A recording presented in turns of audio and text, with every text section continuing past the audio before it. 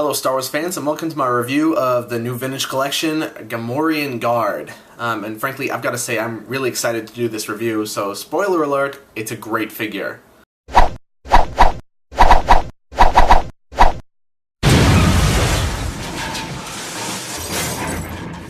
I almost don't know where to start with this guy, but let's just start with his overall look. This guy is really a great looking figure.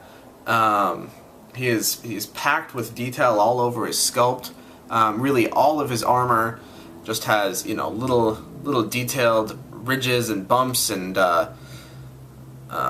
know, wrinkles on his skin, like everywhere. He's just detailed all over the place. His face is just like spot on to what he should be from the movie, as well as it's got some nice subtle painting on it as the face goes from the green of the face to the brown snout. Which looks really great. Yeah, his paint looks exactly like it did in the movie. That nice green skin, got the correct tone and everything. And, you know, the details go even down onto painted and sculpted little patterns on his chest. Pretty much every part of him looks textured, and that's pretty awesome. As you can see, he's got this, you know, furry soft goods thing around his waist. And that's attached right in between his torso part and his leg parts. And underneath, you know, you've got sculpting and painting just the same as up above.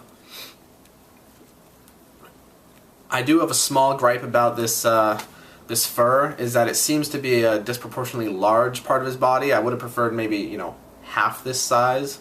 But it certainly doesn't detract all that much.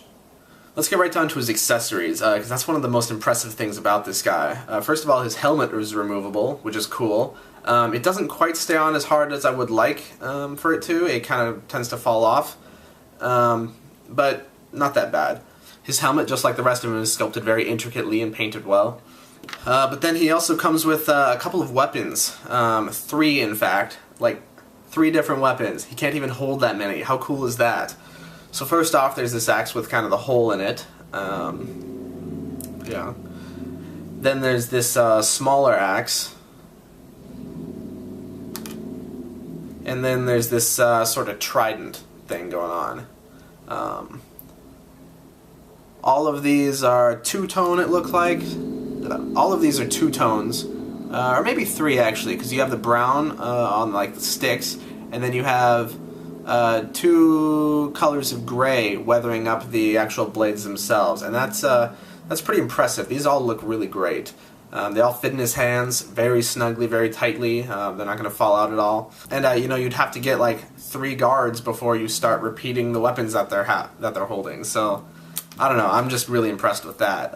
You can kind of see 2 in the box, but there's 1 packaged behind him that I didn't realize was there. So that was a pleasant surprise.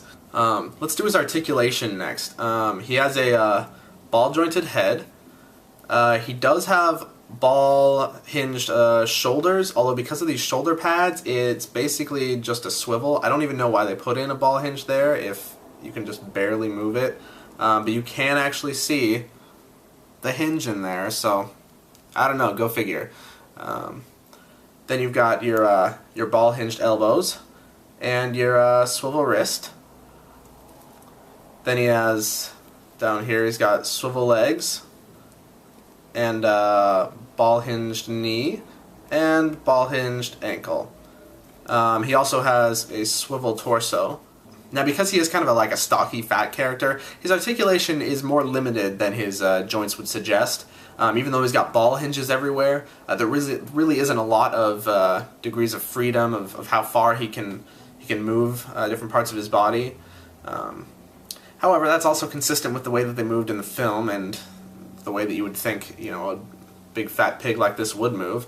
One thing that I'm just very happy about is this ball-jointed head actually is quite mobile. You can get him to look pretty much any direction you want him to. You probably wouldn't have been able to tell this from the footage, so I'll point it out that this sort of belt around him is actually, you know, rubber. It's not physically a part of him. I don't know if it's possible to get it off just because, you know, it's all around one arm and the other arm and around his waist. but it is a separate piece, so that's always nice. But I gotta stress again how like movie accurate this guy looks. I mean, the face proportions are right. He's got that same, you know, dumb look with the tiny little beady eyes. You know, these black eyes with just a tiny little dot of white in it. Very animalistic look.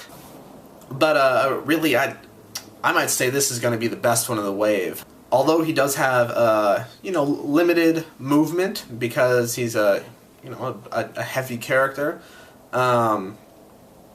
It makes up for it a lot with the sheer number of great accessories that he has, the helmet and the 3 weapons, and mostly his overall look, just the attention to detail that is in his entire sculpt, the great paint job, especially on the face, the eyes, the nose. Like I said, I could do with a little less of this furry soft goods, I don't know, skirt, whatever you want to call it.